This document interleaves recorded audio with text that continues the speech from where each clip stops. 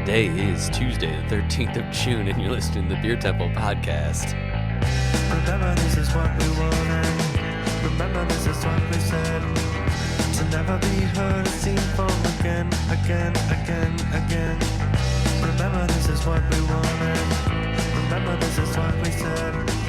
To never be heard or seen from again.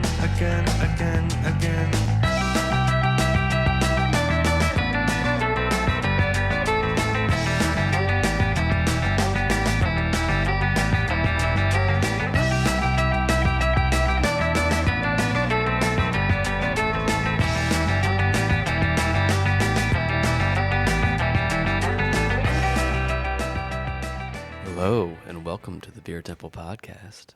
I'm your co-host, Mike Shalau of Is Was Brewing, and I'm here with your other co-host, Chris Quinn of the eponymous Beer Temple, and a couple motorcycles. Yeah. How you doing, Chris? Good. I'm doing good. Good. I don't remember what eponymous means. It's like self-titled, like the Got it. podcast is more eponymous. Got it. Than me. The Beer Temple. Yeah. It's then not called the Temple. Chris The Chris podcast. Quinn. Right. Okay. I get I it. think that's right. Now I'm second guessing myself. The titular store. Right, the titular. How are you? Good. Pretty good. We got Serge back here. Yeah, the Fade Master. It's been a bit since the three of us have been in this room for a podcast. Yeah, I don't think I've seen Surge for almost a month. It's a long time. Been a bit. My heart was not full, and now it's flutter. full again. Yeah. Now it is. Yeah. It's a shame he couldn't make it on the trip. He almost did. Almost made it. Yeah. He would have been fading from the back seat. What trip, you ask, dear listener? We should probably do some thanks first, right? We should get into it. Sure, yeah. You're more thankful than I am, so yeah, well, you go ahead. I am thankful. So thanks to everyone who's listening. Thanks to everyone who's listening via the airwaves on 105.5 FM, Lumpen Radio, WLPN. Thanks to Lumpen Radio itself, the actual entity, and its fearless leaders, all of them, including Jamie and Edmar, and all the downloaders. Thank you. And all of the e-letter writers. Thank you. Especially the e-letter writers. Yes, but especially the handwritten letter. Yeah, right. Especially the e-letter writers, but especially the handwritten ones. So yeah, I just looked at it. Maybe had been a while, and I've seen. Been a while. We've got about a dozen that we need to get to. So thank you if you've written a letter. We will get to your letters. I promise. Can't guarantee we're gonna a mailbag episode coming up when we forget to schedule it. Right. So might not get to all of them, but I'll certainly reply to all of them. The good ones. Yeah. Well, I reply to all of them. Sure. Yeah. But I wanted to thank you folks. Oh, you know what? While I'm at it, probably a terrible idea. The best. Yeah, probably the only ones we have. Yeah. I don't even know how to do it. I was going to see if we have any new reviews, but I don't know. I can't. I can look it up. I can't do that. So what we're going to talk about is our recent trip. I was out in California yet again, and Jacob Soprano isn't here to be bored to tears by me retelling it. So we should zoom him in. He doesn't not know why, and then it's just us telling more stories about yeah, California. I'm like, oh, are we done with that yet? So we're big Cali guys now. Yeah. Chris is wearing a Cookie Monster flat brim. And I am also wearing a Cookie Monster flat brim. Yeah. Because once you see those, it's like there's no other choice. Yeah, it's really I didn't see you pick up that Monster Energy shirt, but it's pretty cool. Yeah, I'm more of like a mid-Central Coast. You're straight up SoCal. You've got khakis that are down past your knees, khaki shorts that are down past your knees. I'm a big and a white T-shirt. SoCal dude, bro. Yeah. And I got my dirt bike here. I'm big into Monster Energy. But let's just say the West Coast really rubbed off on us. Yeah. The good news, perhaps, to you people out there, is that we made some field recordings. First time that we've ever done that. First time I've ever like literally done it from the road. I've had some travel equipment, and I brought some fancy travel equipment, which we ended up not using and just recording with some mics plugged directly into an iPhone. So apologizing in advance for the audio quality, which I think it's decent. It's good enough. It's I mean, better you're than doing like 70 down a highway. Yeah. So there's gonna be whatever some the speed limit was, I was doing exactly that. Yeah. And you kept pointing out like, whoa, look at that. That's Right. You know how you've lived in Illinois a long time, that anything that has more grade raised than about 12 feet, you're like, whoa, look at that beautiful scenery. Right. It's exactly. really up there. Was that like, you think that's Everest? Yeah, exactly. Basically. So I do apologize for that as well. But yeah, we were out there for. What were we out there for? Oh, sorry. The Firestone Walker Invitational. Yeah. That we were invited to, but not as a brewery. No, because we are not a brewery together. No. But we were invited to attend. And you were invited, and then I tagged along. Correct. Yeah. Correct. Yeah. Riding your coattails, as always. Yeah. Well, I was invited to bring someone else. Nice. And you invited me. I invited you. So we talk a little bit about that. We talk about I guess we just the first clip is us on the road. Yeah. We had just it was the day we landed in California in LA, and we were driving up to Paso, and then the next recording was the following day, immediately after the event. Did we talk about the breathalyzer in that clip? I don't remember. I don't know, but we should maybe talk about it. We did. I brought a breathalyzer. Yeah, because we were going to be driving. Yeah, and I passed the breathalyzer. You did. You did not. I did not, but I wasn't like you weren't. Yeah. It was like what was I 0.1 or something? Yeah. But 0.11. either way, we waited hours before hopping in the car and doing anything, just to play it safe. But just so you know, you weren't podcasting under the influence technically. I think I was a little bit. Okay, yeah. So we'll see if you guys can tell. You know what we should have done? We should have said, "Who do you think was drunker?" That would have been much better. Listen and tell us who you think. Mike is 5'6", 145 pounds, and Chris is a normal person. So we don't need to rehash too much of that. It'd be fun to right now, but I think it's probably more interesting for the listener to hear the in the moment stuff. Yeah. Yeah. So why don't we'll cut to those two clips, and then we'll come back and talk about the rest of our trip subsequent to those recordings. All right. Hello, and welcome to the Beer Temple Podcast Roadshow. Woo! Woo! First ever. We're going on a road trip. I've done recordings from the out when I'm on a trip, but never literally on the road. Yep. And we are literally on the road. Yeah, I am your co-host, Chris Quinn. I am joined by my other co-host, Mike Shalau, who's driving. Uh-huh. So he's asked me to do most of the hosting. We're driving up the 5 on our way from Los Angeles to Paso Robles to go do the Firestone Walker Invitational. Yes, so that is the reason for the episode. We're probably going to do this in a couple segments, but we flew into LA. We were lucky enough, and Firestone Walker was gracious enough to acquire 2 tickets for us, so we're on our way up. The fest is tomorrow.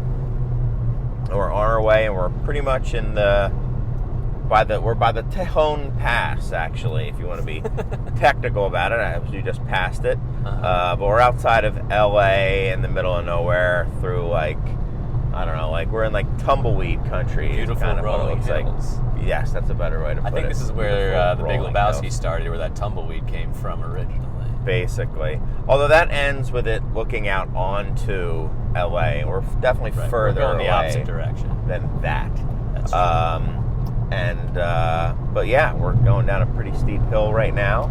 Sorry for the audio or lack thereof, but don't have a huge agenda for what we're going to talk about right now. So if it gets too boring, I'll just say, all right, well, we're gonna cut it. But first road trip, Mike, you and I have ever been on. That's true.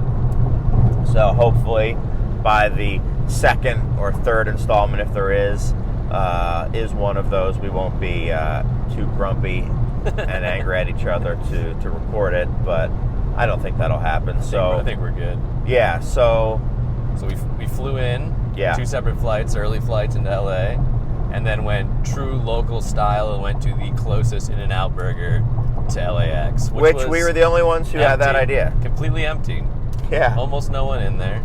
Except for the 87 other people that were in front of us when we ordered. Yeah, it was amazing. We busiest fast food restaurant I think I've ever been to, and I don't even think it's close. No, not even close.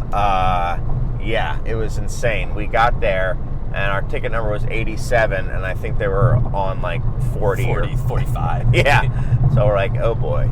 But we had to try that. I hadn't had that in quite a while. Been like 10 years for me. Yeah, that plus that for me. And then we went right to Highland Park. Got to give me some Timbo, baby. I'd never been. What were your thoughts on Highland Park? It was cool. Cool space. Way different vibe than like any Chicago breweries. Yeah. Big production space in the back that's just basically open to the rest of the tap room. Yes. Open air. The whole thing had a very open air, flowy vibe. It's right by the Chavez Ravine by Dodger Stadium. Most of the seating outside and was not set up for inclement weather. No. Really? No. Coming from a place where you must weatherize and then not use your outdoor space for at least half the year, seeing like furniture and setups where you're just like, I think this stuff just kind of lives out here year round was refreshing, inspiring. I don't know what it was, but it was a cool vibe. Yeah, it was cool. We also, not in Highland Park actually, found out. Right. Met up with Phil, who I used to work with at Pipeworks, and who still works at Pipeworks remotely. But you used to work with him at Pipeworks. I also used to work with him, yeah. Kind of like how Sarah's my ex-girlfriend, she's now my fiance. Oh, true. Yeah. And he was like, yeah, I live right by Highland Park. I can meet you guys. And he's like, oh, this isn't in Highland Park, huh? But it was it was in Chinatown. Chinatown, yeah. The Pagoda Bank of America gave away where we were. Yeah. Yes. And, the Timbo. So that was their West Coast Pils. Mm-hmm. I think they might have had another. They might have had multiple West Coast Pilsners. I got you another one. Oh, a different. That was a Nelson West Coast Pils, but I didn't think you would like. You would care about it all, but no, you're not a big Nelson guy, right? No, I don't really care for that hop. Yeah. But so are they the first West Coast Pilsner I had ever had was also the first I'd ever heard of, and it was from Highland Park. Same. I think, for my knowledge, and this is by no means. Hey man, it's the Beer Double Podcast. Just hot takes while driving down the road. Timbo is like the first kind of West Coast Pilsner, or anything in that, like using lager yeast with kind of Pacific Northwest hops to make that different flavor than like an IPL. Cold IPA, you mean? Sure. Well, so if we ask Doug, cold IPA is different than West Coast Pils. Cold IPA is a little higher in ABV. And something else he told me when I asked him a while ago that I don't remember. Got it. But I found out I'm more of a West Coast Pils guy than a cold IPA I think I might be too, but if we're also saying just moments earlier that they're the same thing, we're also kind of saying that we don't know what we're talking about on levels. That's what we're here to find out, right? Do we know what West Coast Pils is? We're at the base and of we found out we don't. I mean, this is now a mountain now, right? That's not a hill. That's a mountain, I would say. That would be the highest point in Illinois for sure. Oh my gosh, it would be times 100. The second flattest state in the union, and we're just like, wow, look at that thing. Yeah, I would consider that a mountain. Why is the ground next to the highway higher than the highway? We're still going down. That's a big mountain. I can feel my ears pop. So you'll have to excuse us for this. But we're going to Firestone Walker tonight. The fest is tomorrow. Yep. Don't ask us what time because we don't know. We're gonna. We have no idea. We'll figure it out. But we'll be there today, demanding Pale 31s. Yes, we'll be there demanding Pale 31s, flipping tables over if it's not given to us. Which we do anyway. Anyway. I can't remember the last time I left the beer temple. It's like slurping in Japan. It's our way. It's a cultural thing. That's what we do. Let's bring in a little Chicago to Paso Robles. Yeah, we flip tables, stand up, and just leave. Yes, that's right. No Pale 31. Yeah. I've been kicked out of the map pretty many times for that. So we're going there tonight. There apparently is something tonight. Maybe we could bust out a little audio of that or after the fact or something. We'll see. No promises. We're not really those guys, but... No. Oh, I'm not thinking like man on the street, like, excuse me, sir, what do you think? We're doing the gotcha interviews for everyone there. What is a West Coast Pils? What is a cold IPA? Right. And then just trying to embarrass people. Yeah, right. That's what we're about. Right. Well, technically, yeah. But this is a bucket list fest for me. Same. Thank you for inviting me, Chris. Yes, you're very welcome. I'm glad I had the opportunity to invite you. I had nothing else going on. Oh, wait. I take that back.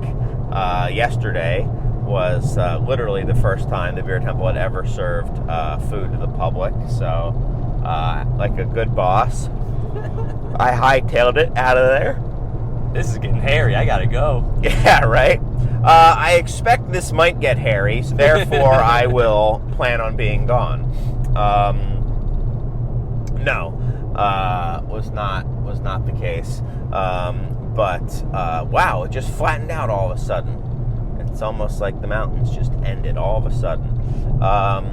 So, runaway truck. Is there anything? So we're going there tonight because there's not a lot in between LA and Paso. Yep. For you, like LA or California natives, don't be like, if you think there's tons of stuff. Write us a letter, send it to. Type it, and send it to insiders at craftbeertemple.com. Type it, digitize it, and then send it. Type it, scan it, and send it. Type it onto the screen of your computer and send that to us. Or with a typewriter. You can mail it to the Beer Temple as well. We're in Chicago. The address is in the show notes. Tell us what we missed in between LA and Paso. Exactly, because from our vantage point, not a whole lot. a lot of like rolling hills and mountains. It's pretty cool. Yeah, but I mean, I don't see a single house. I don't think not a lot of people are living here. There's a few things over there, I suppose. There's a field of some sort over to our left. Yeah, but what are you? So the Firestone Walker Fest, the Invitational, I should say. Yep. Apparently is fairly exclusive because I was talking to a bunch of people. One of whom being Niall, who we're going to meet up with later on our trip. Very excited for that. From Mad Fritz. Yeah, me too. And apparently it's hard to get invited to there. Yeah, so it's fairly exclusive. Yeah, so we stumbled into this. And I believe the way it is you have to be invited. It's kind of exclusive, and I think they really wine and dine the brewers. I think they take them rafting and all sorts. Right. We're not there. Yeah, we easily could have been. They were begging us. Matt Brunison himself was like, he threatened to cancel open a brewery. Chris, please open a brewery so we can invite you as a brewery. And you're just like, no. He threatened to cancel the rafting for everyone if we didn't agree to go. That's right. And I said, listen, absolutely not, but still do the rafting and act like nothing changed and act like we had never been invited. I insist. And he agreed to it eventually. Yeah, he's a cool guy. Sometimes you gotta tell him what's what, but... Yeah. But we're going there tonight. There's apparently something going on tonight. And then tomorrow, probably should have figured some of this out. Not our body, baby. But Scott at Firestone Walker really hooked us up. But I think you have to be invited, and then I believe you have to send top brass from your brewery. So it has to be like owner, head brewer, like top person. You're not going to be getting a head podcaster, a sales rep for that region necessarily, or something like that. Top podcaster. Yep. So really, they invited Serge, and Serge declined. Serge and was then on we got the the cusp trickle of being down. able to go. He had some work come up. There was a big FadeCon is on. Fade, yeah. So, and he's hosting it again. The big Fade panel. Yeah, he's going to be a Lifetime Achievement Award. Yeah, that's right. That he's got to receive, and it'd be awkward if he was fading elsewhere. You didn't want to pull like a Brando, Little Feather kind of vibe. But he did almost make the trip. Maybe next time, when we're invited, 10 years, in another 10 years. 10 years hence. But getting back to what I was saying before, Mike does his so oh boy, you almost went for that one. We just missed an exit. That's fine. It's not like we're still good. Oh, we're good. Oh, so you almost swerved to make an exit we shouldn't have. we got a mile of it until we have to actually get okay, out. then. My bad. It's all right. We're good. Yeah. So I think each brewery, at least it used to be this way, only brings 2 beers. And I think it's supposed to be a good beer and a bad beer. Yes. And you have to figure out which is which. That's right. No, I think it's supposed to be either a staple, or it's either like one of your staples or something like super crushable. Maybe they're both, and then something quite special. So, so I think it's a bunch of breweries, only a couple beers from each brewery. I think your boy Eric Capron went one time for Half Acre. He's been out here. He's our boy. Yeah, he was out here. Sir Douglas has been here, I believe. Uh-huh. So, but not either of us. Because my non-existent brewery hasn't been invited, and your existent brewery hasn't been invited. So you're out here more as like a sales pitch, like biz devs kind of thing, right? Head to toe in Iswa's merch. Yeah, I made Iswa's Critter Pants for the event. Yeah. And I can't wait to what you just look like? You stand in front of people with branded merch of a brewery that did not get invited to the event. You remind me of like the fine-free government money guy. Yeah. That's what you have with that vibe going on, except yours guy. is just like slashes and it's all slash. Instead of question marks, it's just slashes. Yeah. I got his suits. He was running the government runs a sale on those suits. Oh. So wow. I got his book, and that's how meta. I got the suits. Yeah. So anyway, is there any brewery you were looking forward to trying the beer from, seeing there? Is there any? I don't think.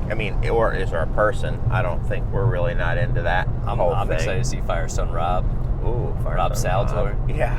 Still goes by that name. He hasn't legally Out had here to change back. Yeah. And is there a brewery and or a beer that you're excited about or like hoping to see out here?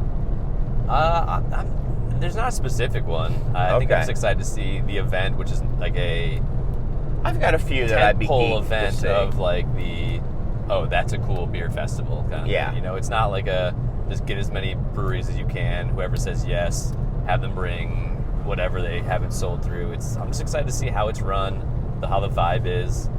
That's what you're about these days, right? I'm all about vibes, baby.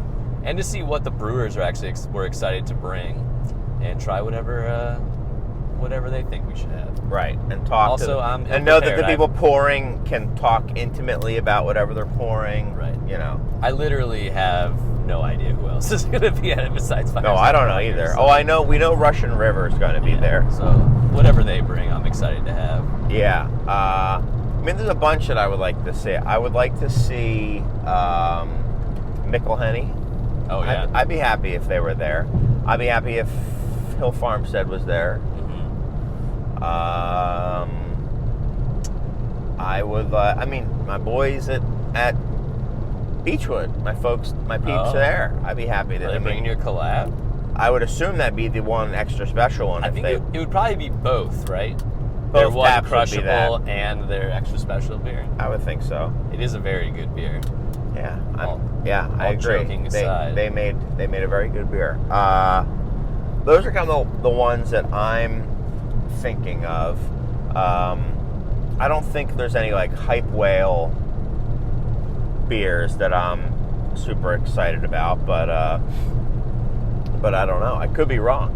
Honestly, I hope there's a brewery that I've maybe heard of but never had anything from that I drink. I'm like, oh, I see why they're here. You're out here trying to find California We're scratch. out here. You're trying to find California scratch. is what you're Yeah, saying. actually, that's true. You want to have a scratch at beer under glass moment, but in California. Right. If Wunderkammer was here, I would be shocked and loving it. Have you ever had any of their beers? I've had it a few times, and I've really, really liked everything I've had from them. They're the Vermont scratch, Yeah. so maybe there's a California scratch that maybe they're itch. There's gotta be, right? Yeah, and I don't know. No, there doesn't gotta be. That's true. Yeah, You're right, there doesn't gotta be. but that'd be super cool. Yeah. Yeah. So, anything else before we go? Maybe we can check back in a little bit. No, I'm just excited to get there. All right. Well, we'll check back with everyone later and let you know how we're making out. All right. So long. Bye. Temple Podcast. I'm your co-host Mike Schlau of Is Was Brewing. I'm here with your other co-host Chris Quinn of the Beer Temple, and we What's up, are Mike? immediately post Firestone Walker Yes. Invitational. Yeah. How you feeling? Good. Very good. It's the worst festival you've been to? It's the worst festival I've been in the last 24 hours. That's true. It's also the best festival we've been to in the last 24 Yes, hours. true. That guy who's just pulling in right now looks very much like a brewer. He does, but I think got a he Chicago also Bears hat looks a on. little lost. Yeah, he does. Maybe he's a fan of the pod. Yeah, he's pulling up next to us. Yeah. Anyway, no, but in all honesty, incredibly well run, top tier. We had a great time. Had a great time. Where would you put it? Top 3? Top 5? Top 3. Top 150? It's in that top tier. It's in the upper echelon, Right. which I've tried to push people in the past to say, like, what's the best? And it's like, well, I don't know, I gotta say, but it's definitely up there. What area are we that's talking how about? Who are their peers? Old Shelton Fest and So a temporal thing that doesn't exist anymore. certain years of Shelton Fest, even I would say, compete with this. And let me start over. But Shelton doesn't This even is a exist as company combination, anymore. I think, in my mind, of Shelton Fest and the Great Taste of the Midwest, which are two amazing things to try to One that doesn't do. exist anymore. Yeah. In fact, I think it does almost Shelton Fest better than Shelton Fest does. Yeah.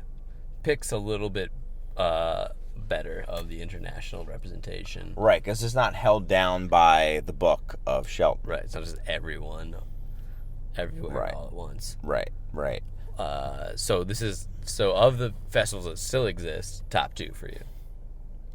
Yeah. Yeah. Yeah, it is. I'd have to agree. I think This it has. might be 1 for me. Yeah, I mean, I I've could been to Great easily, Taste in- I in could a easily while. see that. I think that to me, the selection of beer here is number Yeah. 1. Elite level beers at every tent you're walking up to. Every time you're not going to have a bad beer. I've never been to a festival necessarily recently anyway, or that is still going on or something like that, where you can be at there's a brewery, they're all at different tents, so to speak, and if there's a line at one, you can literally go to the one on either side with complete confidence, whether you know who it is or not, and be like, well, there's going to be good beer here. Right. Because not only is it quality breweries, but they're bringing quality stuff. Right. You know? They want to show off. Right. Can I ask you like a tough question right now? I mean, I already have one major question. I'm hoping it's the same one that you're going to ask me. How did you feel that there was... No Fathead? No, Fatheads wasn't here. That's tragic. And Yeah. might bring it down to 2 for me, except for Fatheads Fest that doesn't exist that I want to have happen. Mm-hmm. Floyd's was here. Yes, they were. Notably absent was Zombie Dust. Yes. I was wearing my Dust shirt. You were in your Method ISO Dust. Method Dust. Yeah. I was ISO. They had Zombie Ice, which exists and is a great investment. Mm-hmm. But it's not the original. So I mean, the way I like to think of it as they're not gonna bring that out for this. It's not ready. It's too hot. It would just like cause their line to be even longer. That's one thing that was really interesting. In all honesty, to pivot from that, one thing that was really cool and interesting to observe as someone who does not seek out a lot of beers that don't get distributed in Chicago or aren't like readily available at the Beer Temple. Yeah. To see where the lines were for a really long time. So you could get in the back of them. Yeah, I get in the back of the lines. I love waiting in lines. But just to see like They're what real do, lines, though, what do people honestly, want to like? What were they like hyped about? Like, I'll spend some time not like getting more beers or not getting free food. I was surprised by the lines. I would say over 50% of the lines. Well, that's like the one that didn't surprise me. It surprised me. This was like we can drive down to St. Louis whenever we want from Chicago, but yeah, I mean, you can drive to St. Louis from Paso Robles whenever you want to. But like, it's like that one was the least surprising because that's like an OG lineup, OG meaning like from 5 years ago, but like 10 years ago. Garage Project had the longest line of the day for the entire day. Time. Yeah, from get-go. Garage Project had the largest. The was it Yoho from Japan? Big line the whole time, which is great to see. Yeah. Honestly, that those two breweries had big lines is really encouraging. We saw Trillium had a line at some point. We also saw a time when Trillium had literally nobody there. Not even no line, but nobody there. Right. And I'm not trying to hate on Trillium. I'm just saying, like, for Hype Lords, I mean, there would have at least been a little bit of a line there. Right. There's some of that in this festival for sure. Our boy. Oh, that's a Corvette's leaving. He parked really far away, and we wanted to go, like, rub up next to him. There was a Corvette in the parking lot that was, like, 100 feet from every other car. We told someone we don't do post-production, but we might do some on this episode. No, I'm not. All right. And Floyd's did have a line until they ran out of beer. And we walked up and asked for Dust. I said I'm ISO Dust. I said it. And they said, we're big fans of the podcast. We love what you do. That part didn't actually happen. But the part I said did happen. You're not just, like, shouting into the void. We see you, Mike. And it felt really good. And Nick Floyd was here and then adopted me as his son. And cracked a growler cenotaph for you. Yeah, he brought it for me. Mm-hmm. That was cool. That was cool. I didn't. But I did actually go up to the Three Floyds booth and say I'm ISO Dust. And they said? They said we don't have any.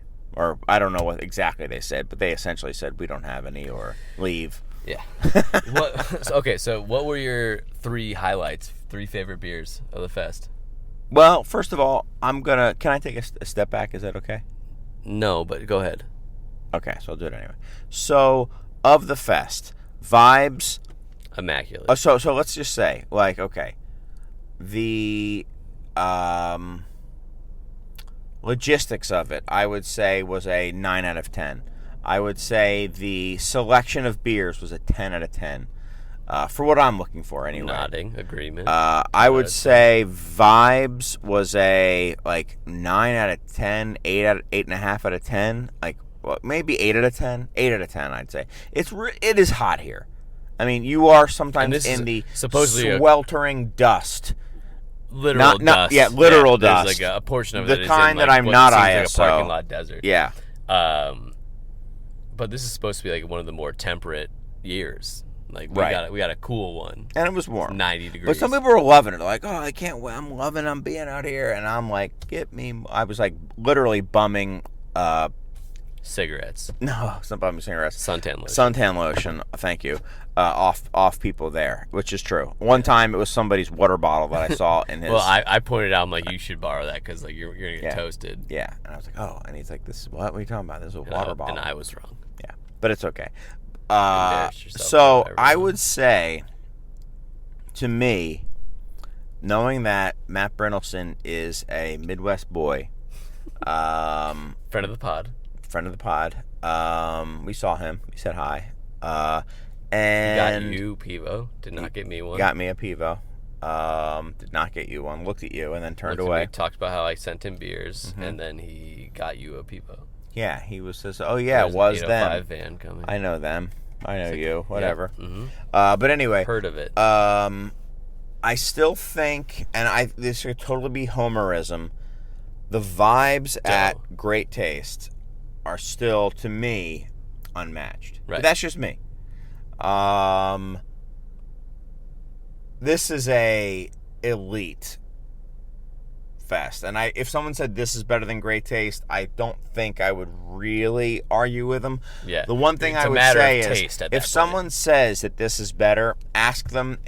Just note if they went as an attendee or as a brewer, because as a brewer, I don't think it's even close. Right. Because these people have been here for 4 days, and they wine them and dine them. I think Matt Gallagher from Half Acre and Suncatcher said that this is a 4-day, I think he said it's like a 4-day festival that one day the public is invited to. It's like what he considers it to be. So like they have like a full litany of stuff for them to do tomorrow. The past couple days they've had stuff for them. So I think it is really the origin of that like Uber event where they're just like really lavishing the suppliers, the brewers that attend here, and Far and Away and a lot of other events have tried to mimic that, but I think this is the granddaddy of them all in that sense. So if somebody says that this event is better, just remember, just ask them, were they a brewer? Because they literally take them like kayaking or whitewater rafting or something crazy. Like they do all sorts of crazy stuff with them ahead of time.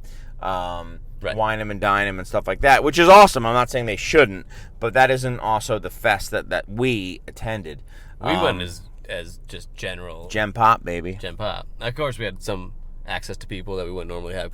We knew people. We knew. It's not that we had access to them. We just knew people. Yeah. We didn't get any special treatment other than getting to go. But that said, because I would just wanted to make sure we would said still that. say it's like an elite festival, as like just Absolutely. general admission bands on our wrists right now. That's what I'm saying it as. Yeah. I'm almost putting a qualification for somebody who says it's, the best. It's like, I think if you are a supplier, then yeah, it's hands down the best. But it was great. It was great. Top 2 instead of just the best. Top 3. I think it's top 2. It's top two of festivals that still exist. Yes, I think it's Okay. top 2. And then what were your 3 favorite things you tried? 3 memorable today? things. I think you said 3 memorable moments. You want 3 memorable beers. The 3 memorable beers, and then if they overlap with moments, go ahead.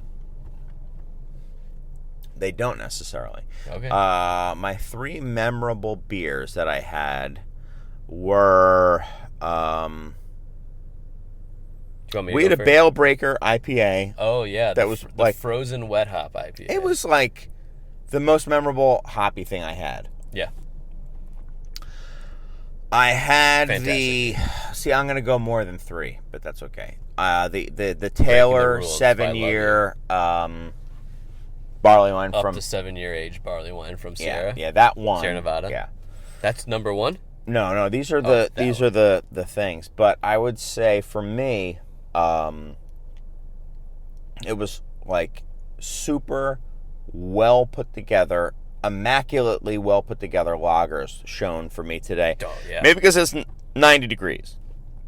I think that's just what we like. Right, and we had like really good lagers. We had Tipo Pills from Beer Fishico Ducato.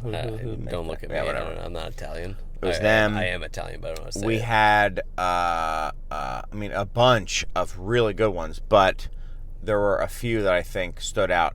For me, Freem from Oregon had a cask-conditioned...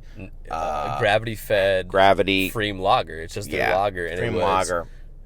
It crushed the whole... So we had good. it 2 or 3 times throughout the day, and it's so 90-plus good. degrees out here, and So it was good. tasting fantastic every time. That's one of the top 3 for me, for sure. Yeah. Yeah. The Heater Allen Hellas, Yes. that killed for me. I was Yep. like, floored by how Yep. wonderful that beer was. I think the Mars, not M-A-R-Z, but M-A-H-R-S. We only talk about MARZ on this podcast. Sorry, well, I'll take a break from that for just a moment. They're unfiltered amber, and I say amber, it was like lighter than we would consider a Vienna. Right. And it was just so Beautiful. beautiful. It was so good. Perfectly put together. Great head on it, as Yeah. he told us that German beers should have foam on them. Yes, And we said, no thank you, boss pours only.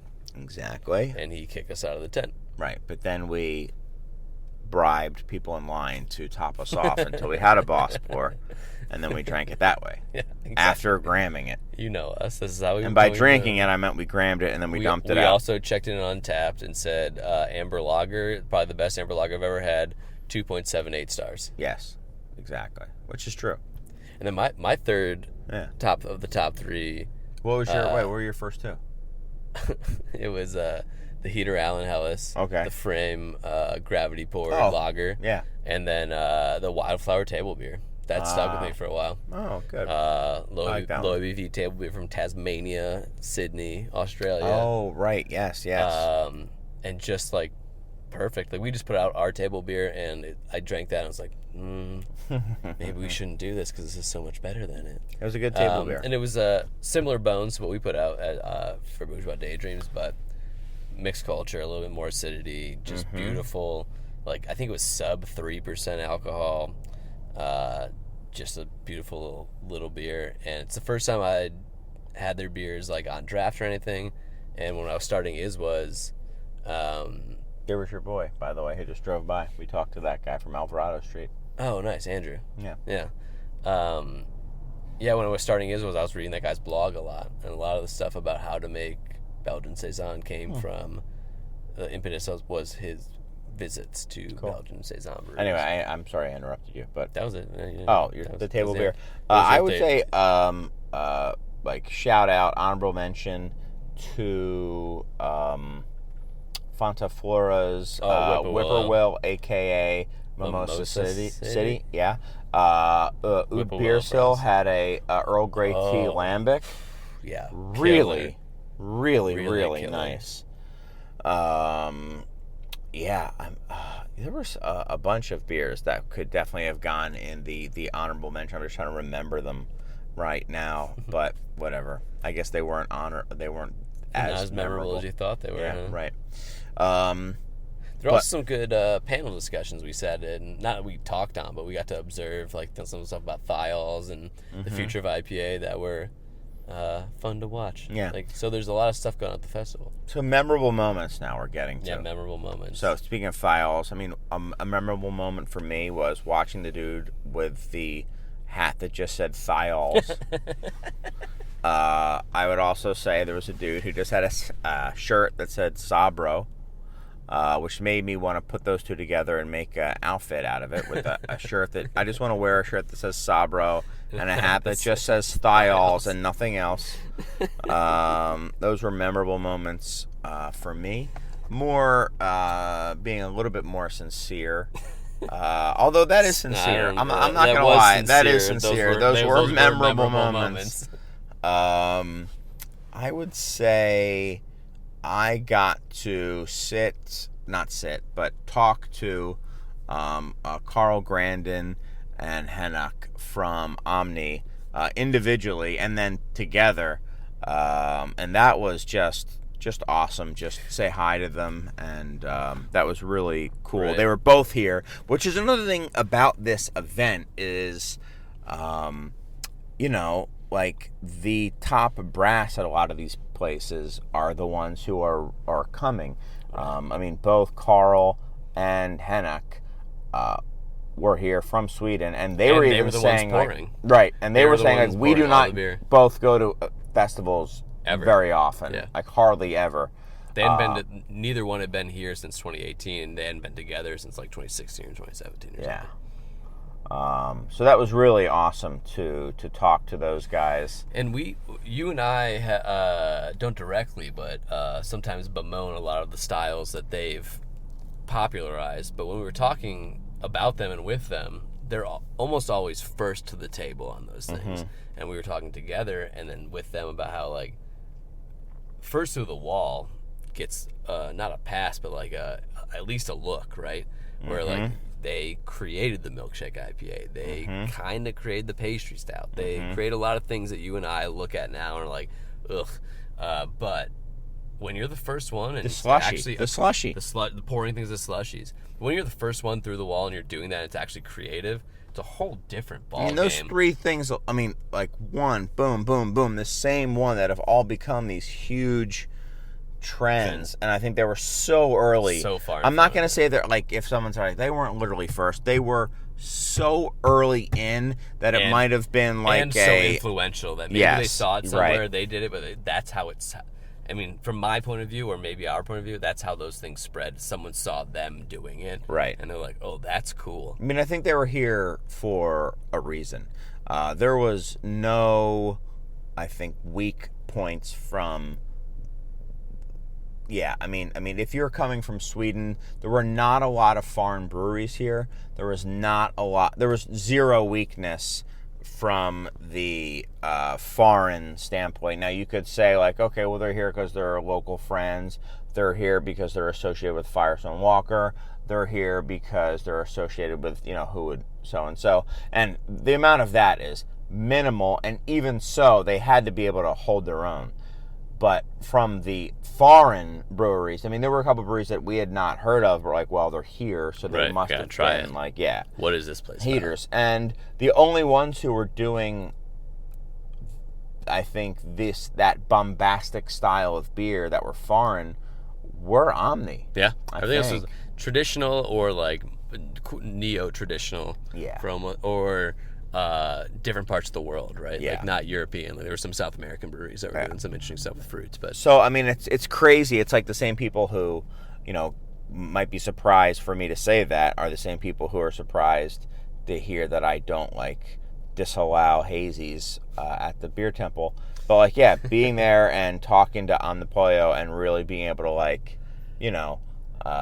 spill my guts or whatever you want to say about like how I think important they are to craft beer.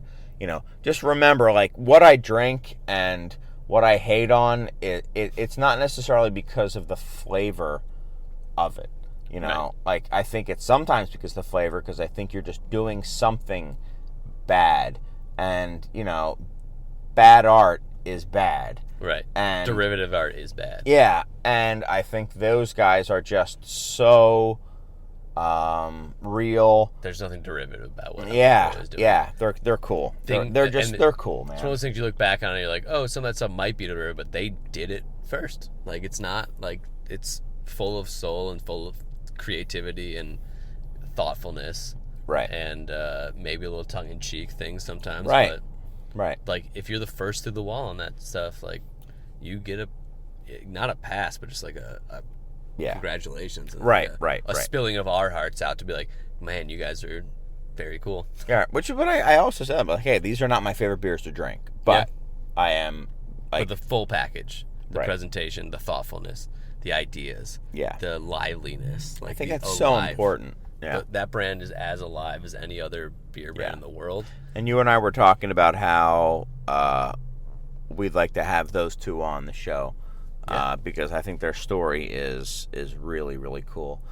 Any other memorable moments? I mean, we saw Dr. Lambic a couple times. Saw Dr. Lambic. He was in work mode, recording mode. Yeah.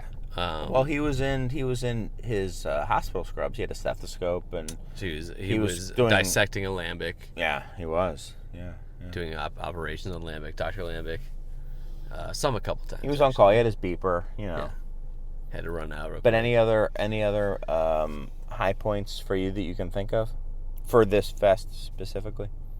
I mean, hanging out with my friend Chris was a great high point. Okay. All right.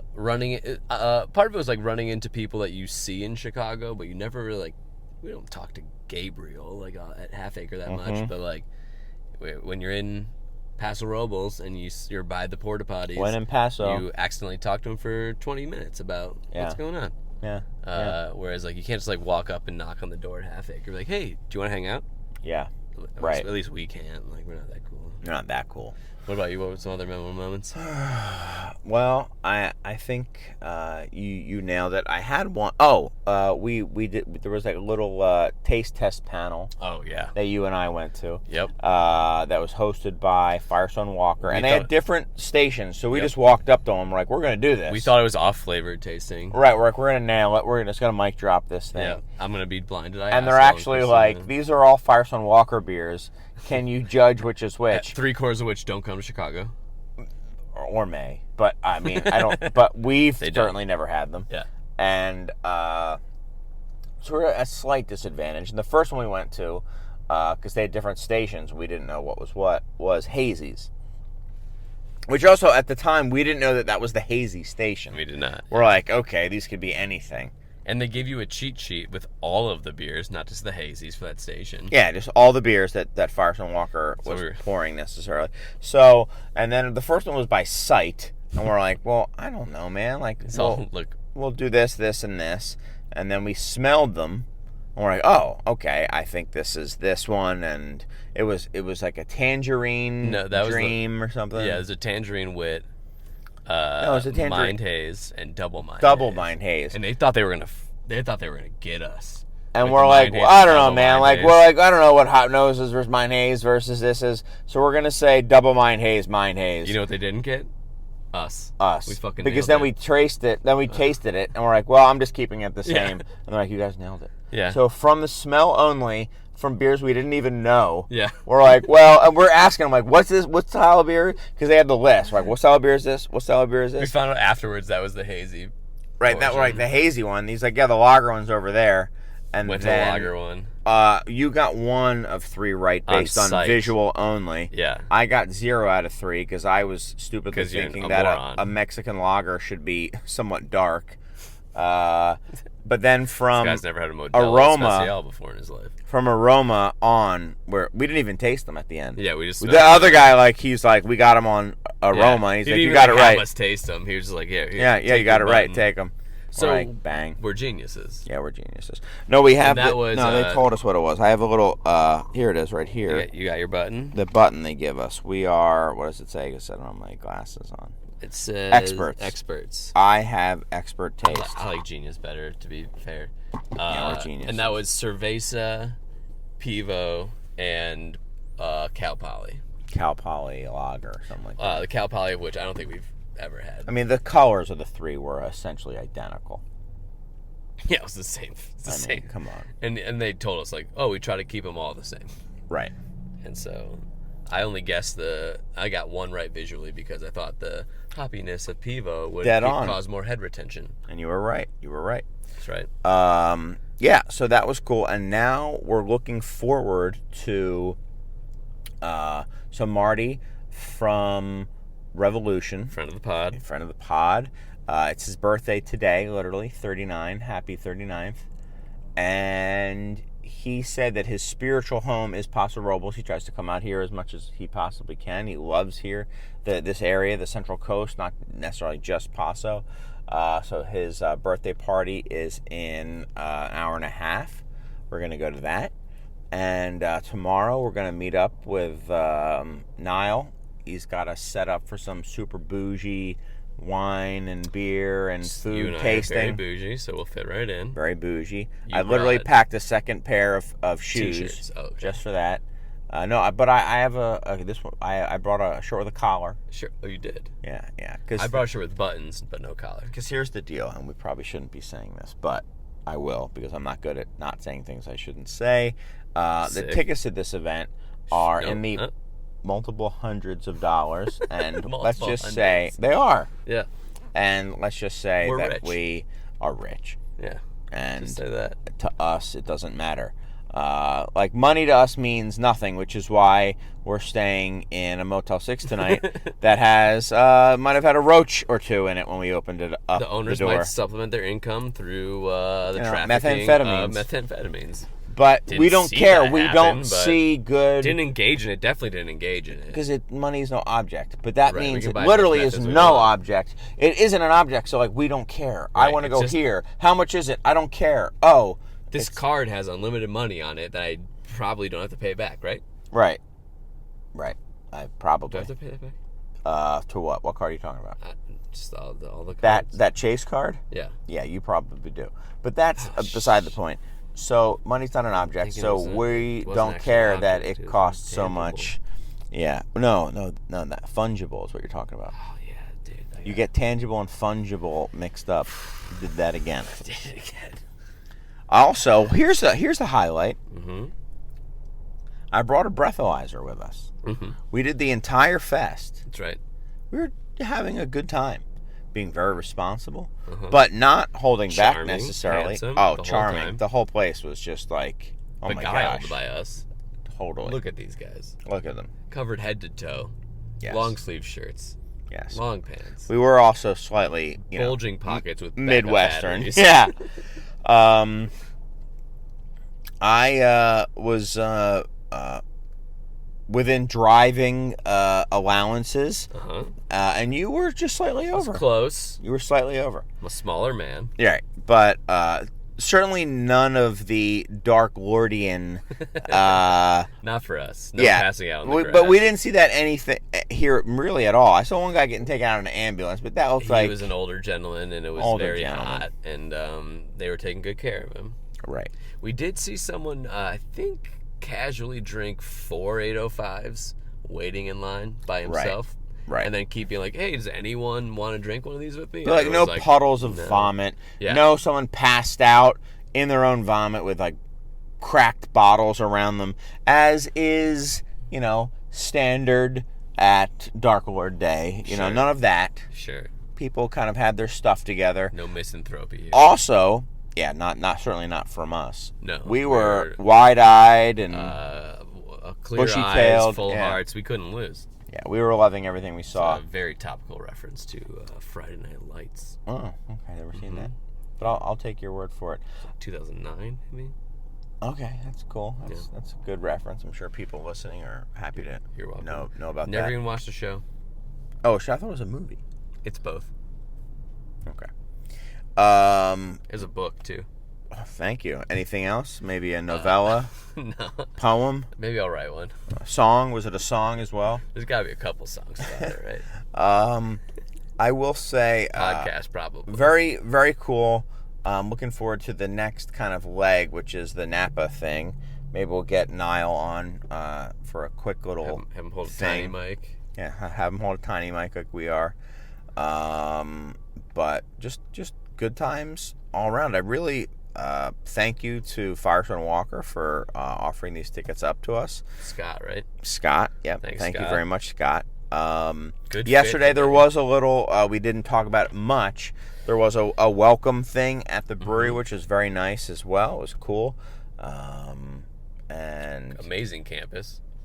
yeah, I mean, that place is pretty amazing. Oh, one thing we didn't talk about. Wild Fields, dude. Yes. So the place that I talked about that was like half Chuck E. Cheese, half brew pub, is right down the street from Firestone Walker, like 10 minutes away when I say down the street. So I was mentioning that to Mike, and you were like, yeah, I want to go I want to go to there. There is a place I want to go. So we went last night, and you saw, did I describe it accurately? I mean, was It's the very fair. Okay, yeah. Yeah, it's like half of it's full of like new age video games too, right? Not trying to like pander to like people like our age of like, oh, we have NBA Jam, but the things don't really work. But if you put 2 quarters in, you can still kind of like play as like a big-headed Ray Allen. No, like legit video games like Duckpin Bowling, Papa Shot that you destroyed me in, which is unfortunate. But like the ones where you're like riding on like a snowmobile or a motorcycle and they And like it tilt back it the rumbles side. and tilts. Is that a coyote? I think it's just like a wild dog. No, that's a coyote, dude. Should we hang out with And it? there's something in its mouth. Yeah, it got one. That's They're crazy. animals, dude. What do you There's think? a coyote just running in the parking lot. What the hell? And it just put down whatever it had in its mouth. Okay. It's gonna get Anyway, food from these people. You can get pet by that these is people. nuts, dude. That is crazy. That's not a coyote. Yes, it is. He's hanging out with people Okay, now, dude. anyway. Okay. But the thing about Wild Fields, Yes. never won a medal for anything ever, right? Did I Never. get that right? No, I think you got it wrong. Oh, they the actually opposite. won 4 World Beer Cup and 3 GABF, Golds. all gold All gold. in the same year. Yeah. First time, or the most ever, 7 golds within a single year. Right, and they had 2 brown ales and a Scotch ale on, multiple lagers, so we didn't enjoy our time at all. No, we had a great time. Oh, yeah, we did. We had a great time. We got a whole stack of quarters and did that thing. Yeah. They even had like a romper room for kids who were too little to play video games. Right. Like they had ones with Daycare. like a daycare area, which Yeah. was crazy. So like it is nuts. And those kids got free beer. They didn't. But one thing I do want to say, They didn't? we'll talk about it. How are they paying for the beer then? Well, the thing is, their parents were drinking We're beer, paying for the and beer that was for like the kids. they just drop them off there. Oh, okay.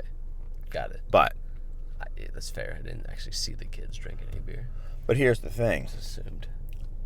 There was a new brewer article or something. Craft Beer and Brewing Magazine. Yes, that you said you had read. I'd read and I listened to the podcast about it. And I want to, let's not talk about it necessarily right now, but I think something we should get back to is that article. I want to go and read that article and see how those guys were highlighted, because Yeah, we talked let's throw a little bit, let's just do a little bit of hot takery right now, because I think what you were saying, and I love it if it's true, I hope it is true, is that the Can't trust what me. they were saying is, look how great these guys are doing. It's because they've won so many medals.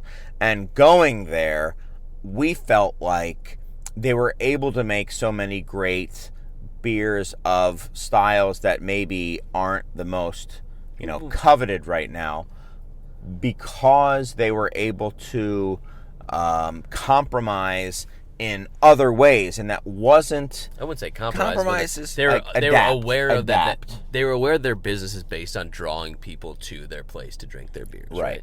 And so As every place most is. breweries that win that many medals or think they're purists want Whoever, to draw yeah. people because their beer is so good, and they clearly didn't do that exclusively. Their beer is fantastic, but they had an idea of like, hey, if we have the Papa Shot and we have this daycare area and we have this duckpin bowling thing, like more people will come to the place, and then we can make more of the beers we want to make. We care about. Yeah, if we have more people in here for reasons other than just the fact that like we think we make the best beer in the world. Right. And so they And got recognition from very established, like prestigious bodies saying you do make fantastic beer, but they also served the community they're in and the people around them, and like, well, we can't just go to the place that has the best beer because Firestone Walker's probably 10 minutes away, and that's they've won a lot of medals too. But we have this place we can go, and like the kids can have fun. We can have fun. We didn't bring our kids. I don't have kids even. We played pinball. We played Papa Shot. We had a great time.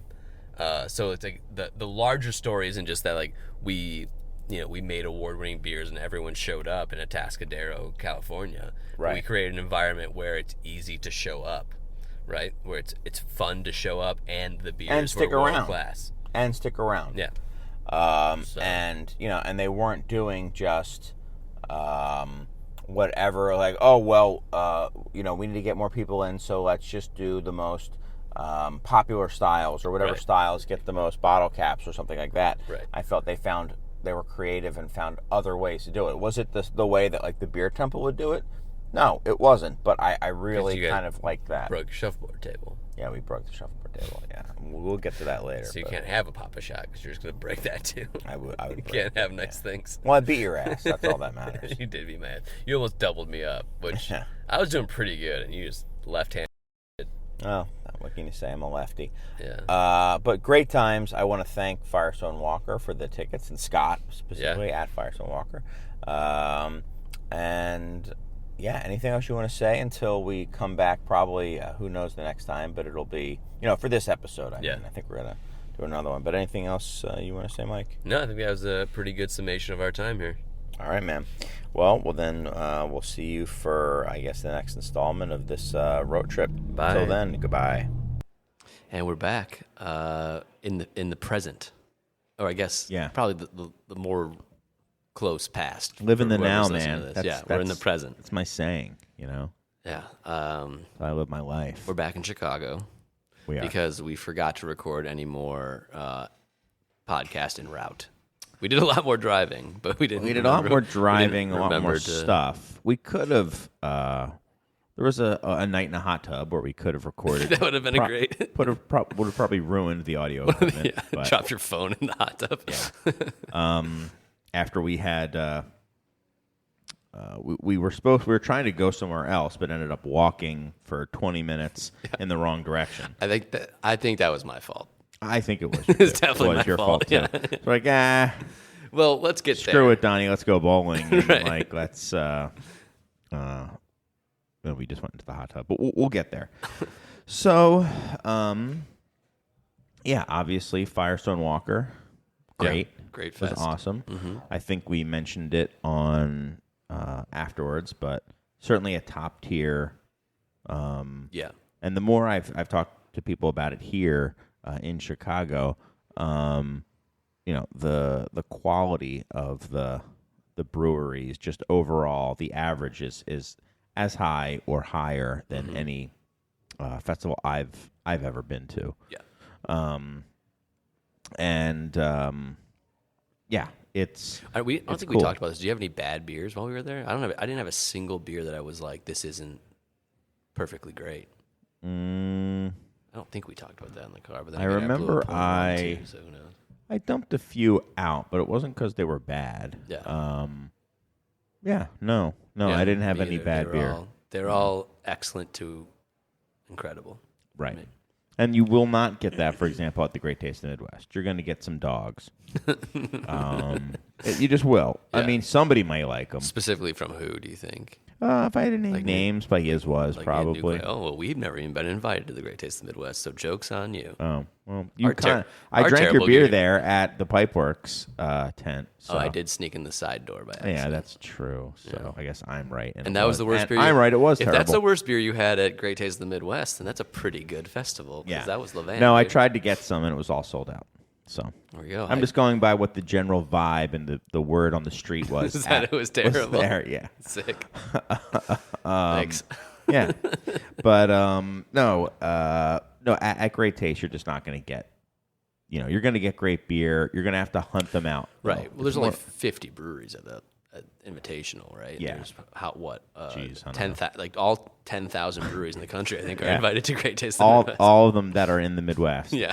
No, I mean there's a couple hundred though, and it's great. I mean I think it's worthy. People who say it's the best, I understand why they say that. Yeah. I can understand somebody being there and then coming to the Great Taste of Midwest and liking Firestone Walker more. Sure. I totally get that. Mm-hmm.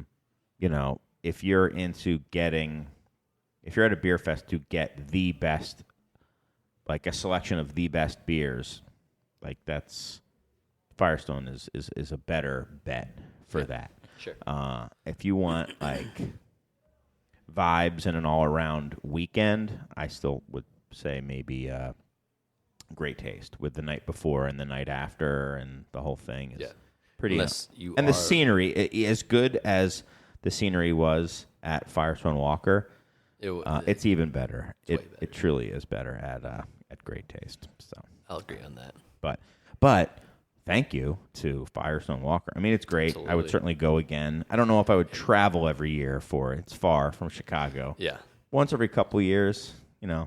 I think it'd be worth it. Let us know if you want us to come back again. Yeah. I will check the temperature. If it's 100, I don't know if I want to go on. And I truly mean this. If it's 100 degrees, I don't know if I want to go. Yeah. Because it was apparently in the like upper 80s, maybe Low hit 90s, and Depending on where you're I did not want standing, it a degree warmer than that. I've become Midwesticized. Yeah, because Philly is so hot. I mean, it's not as hot as out there, man. No, definitely Yeah, not. it was rough. But anyway, so after that, what do we do? We drove up. Well, no, that night. That night. Yeah, we right? took a nap. Do we not want to talk about that? Took a nap in the car. We took a nap in the car. I passed out pretty hard. Yeah.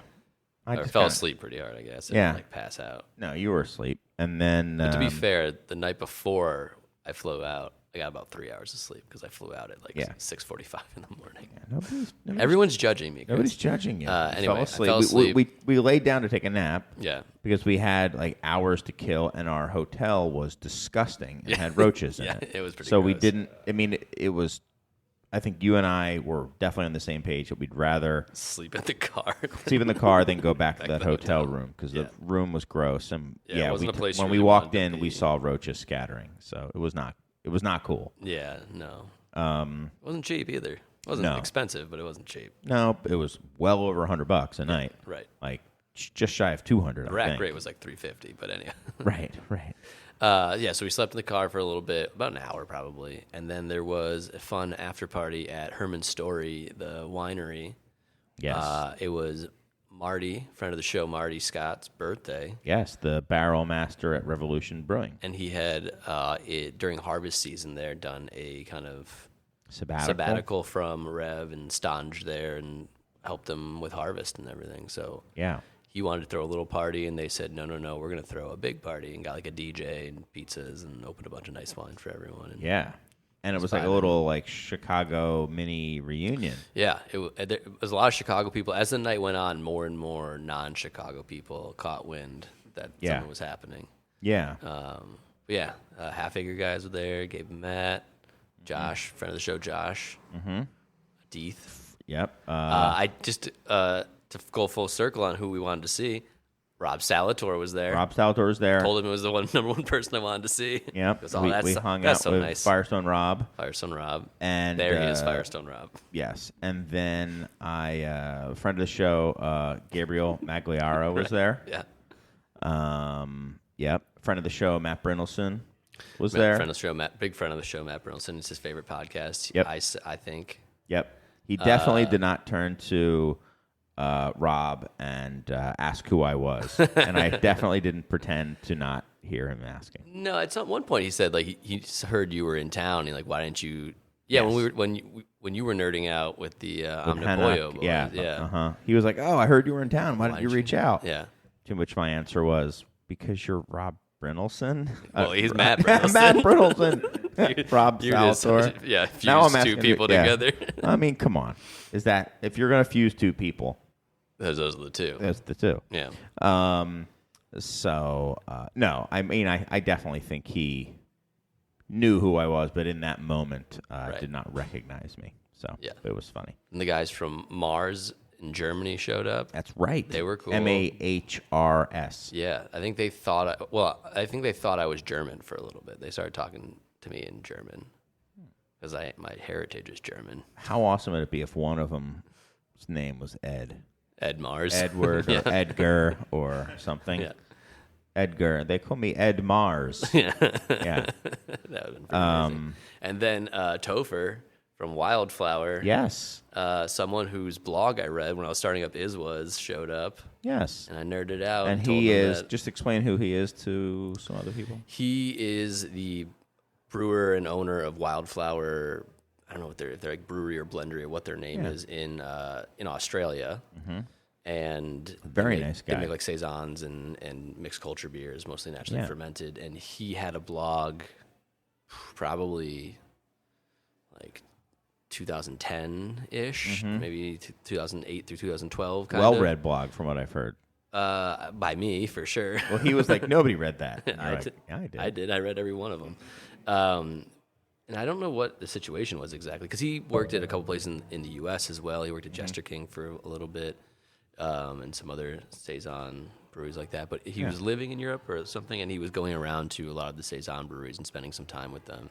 And that's where I read like what the fermentation temperature was for Blaugie and a bunch of stuff about how they make the Aberone. And he was like, "Oh, they didn't want me to tell anyone that, and I didn't know that." So when I went back, they were kind of not happy with me. I told him how much what an inspiration his blog was and how much I loved his beers, and he said, "Great, because we're never sending any to America." Yeah, as very, far as very, anymore. very friendly. He said he wished he could, but I think this is a service announcement.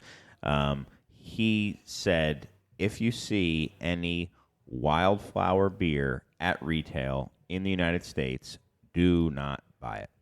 Right. Is that fair to say? I don't know if he explicitly said that, but it's old. It's really old and probably not I how he mean, wants he it represented. wanted to buy it all back before it switched hands from Shelton Yeah. and destroy it. Sure. Then yes. So we can interpolate from that that you shouldn't buy it. Or you can buy it and I destroy it. talked to him. for I don't know if you Topher. were there, and I pretty much because I own a retail shop, Right. as you know. Yeah. And he was Do. like, "Yeah, don't eponymous buy it." one. Mm-hmm. Yeah. Yeah, it's called Podcast. Yeah. So if you're Called the Podcast Liquor Store. the podcast. Yeah, he's a very nice guy. Well, he also was saying he's like, since that all that Shelton stuff went down, they were able to sell 90+% of their beer in Australia. That's so great. he doesn't see a reason to export. Where he's like, when I started, I thought there was no chance of that. So I love that. yeah.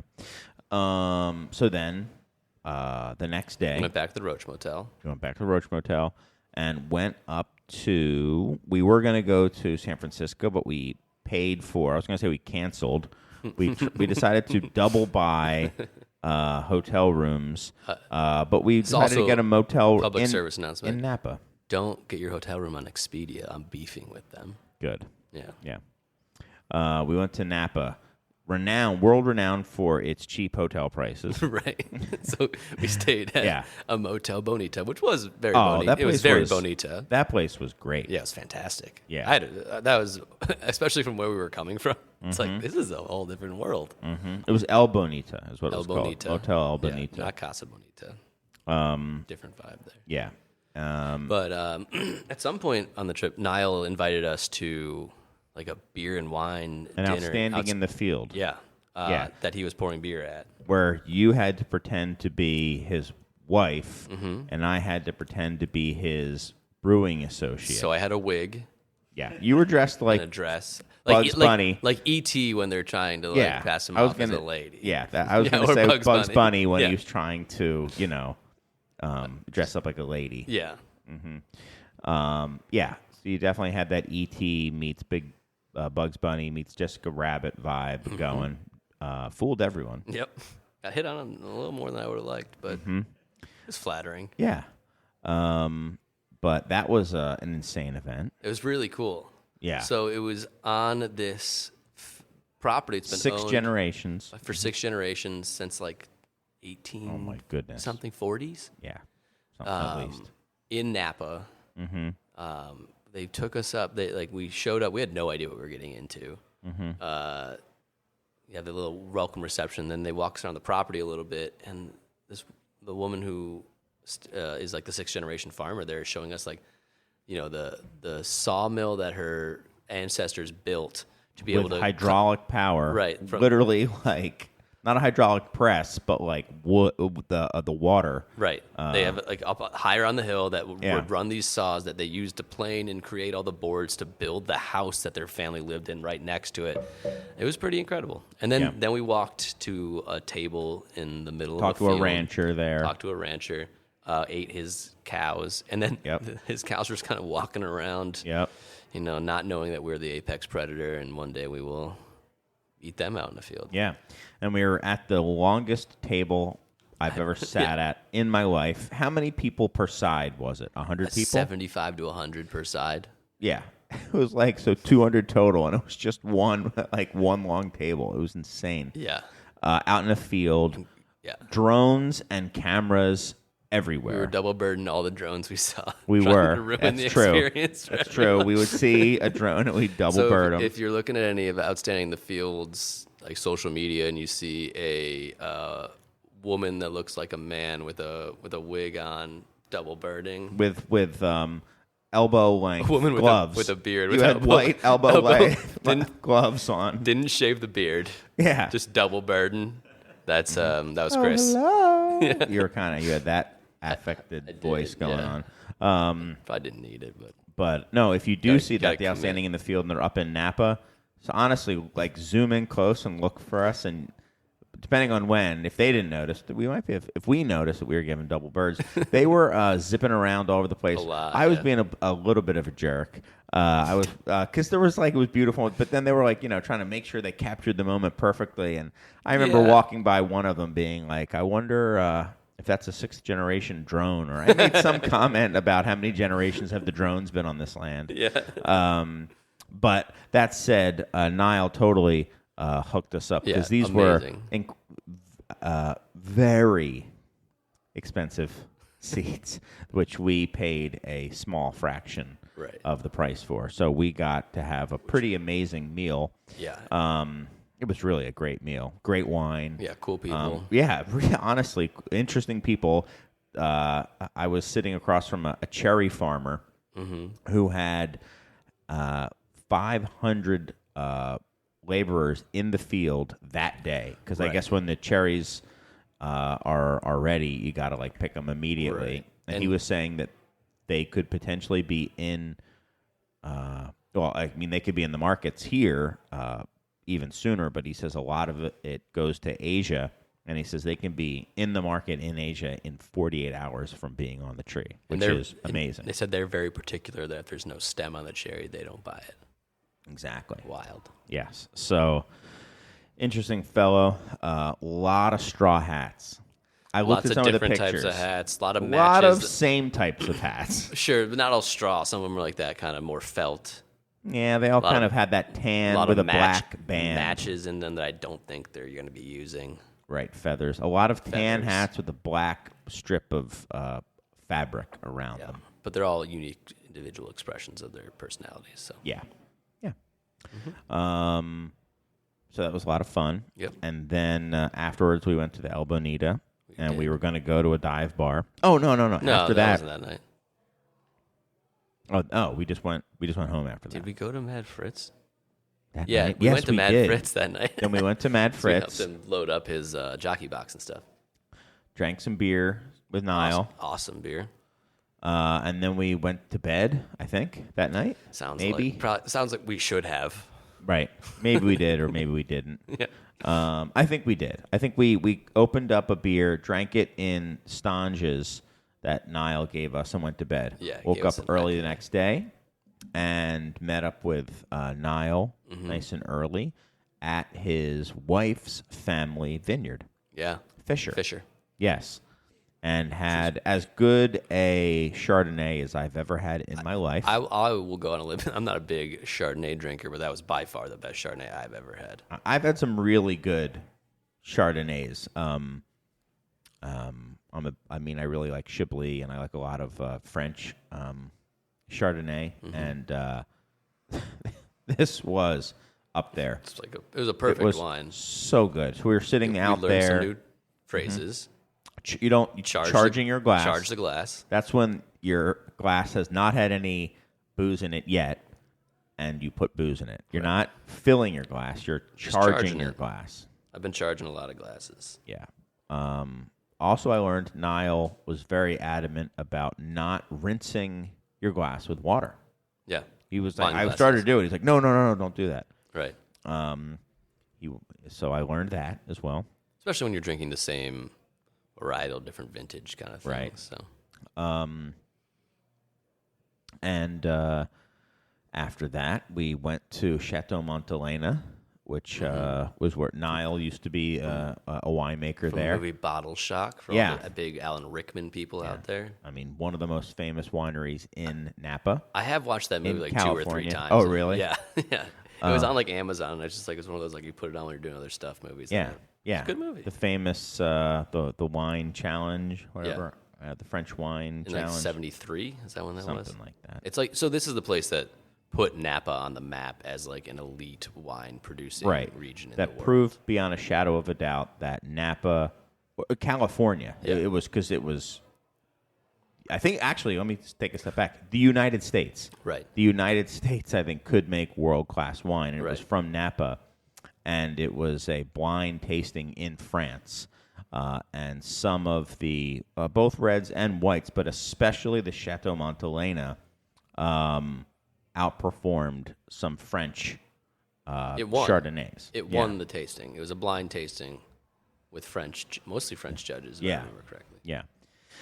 And I guess it went well with Frog. Yeah.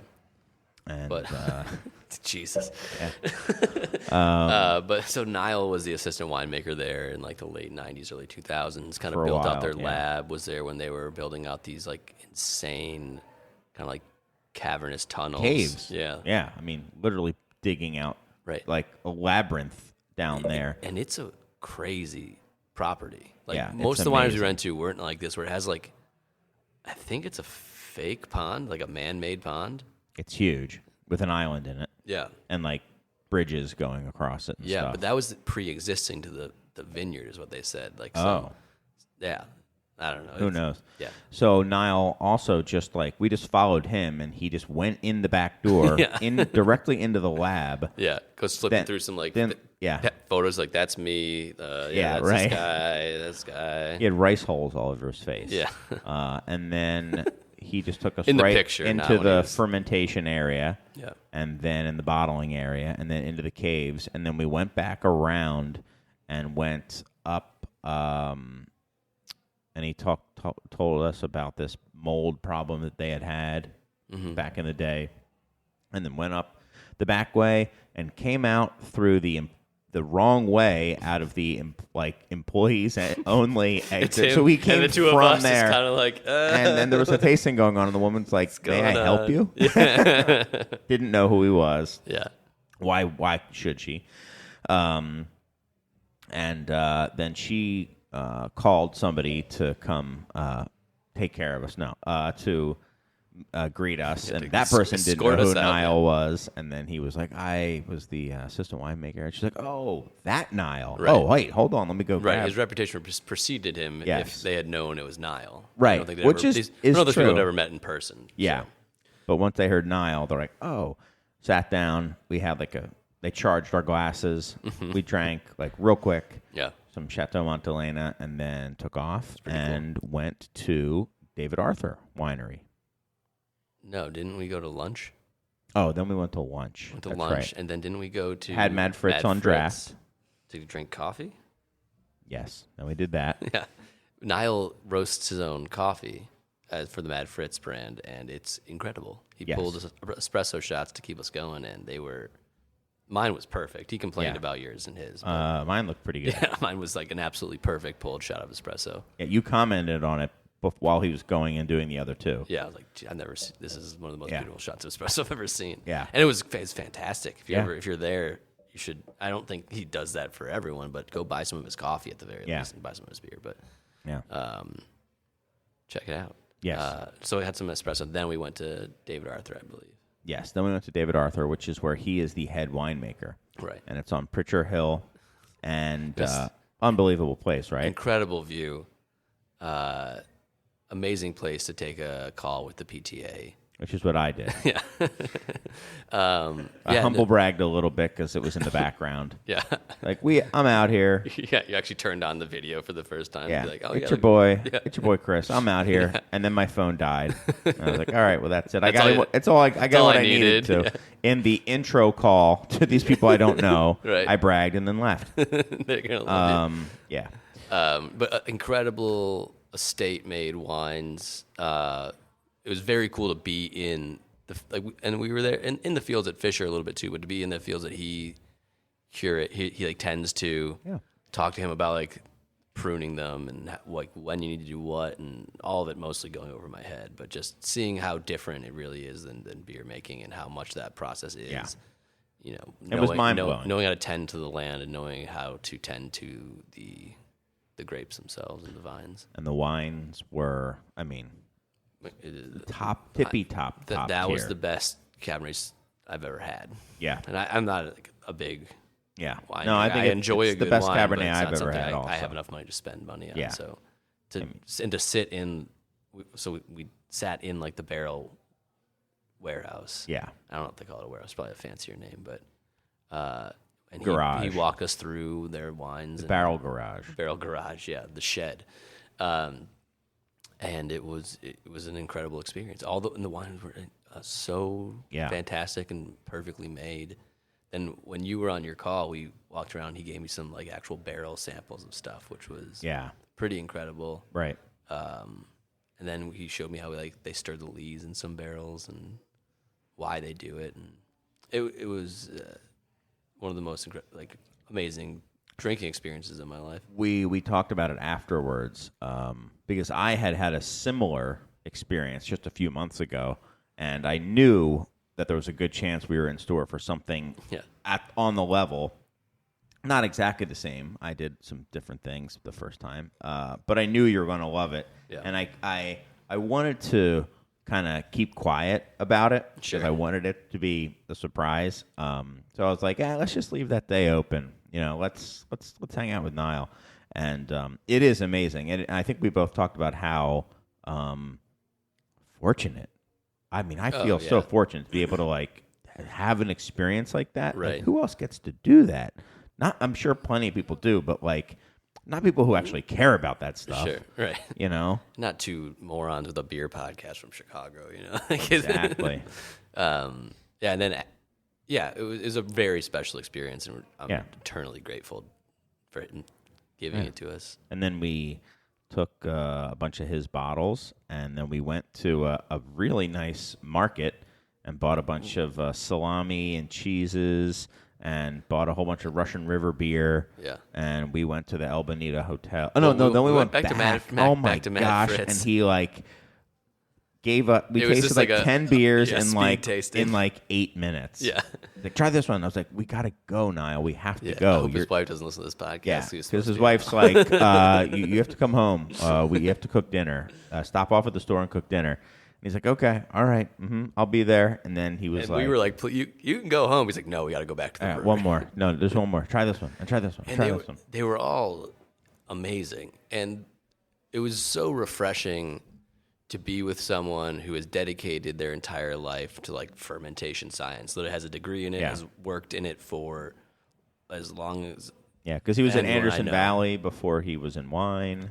as long as anyone I know, and to taste the wines he was making that are almost wholly outside of what you and I complain about, or the things that the trend, like they're so specific to not just that place, but to him and to his sensibilities. You mean the beer? You said wine. But Oh, you sorry, mean the beers. Yeah, the beers. His sensibilities, but then also the sense of place he puts into them. Where I know we talked about this on not too long ago on this podcast, but the fact the tasting, it's different, right? Yeah, tasting it's totally different. And the beer he was serving at that Outstanding in the Field dinner the water came from that farm. So like the water we were talking about, like he collected it in a cistern. Right, he goes and brings a tote and goes and gets different waters that have different mineral profiles from different parts of Napa or the surrounding area to start these beers, and they start there. And then he malts a lot of his own barley. He processes a lot of his own hops. Like there is a very specific house character and to his beers. And he has a beer club that you guys can sign up for if Yep. you're interested in it.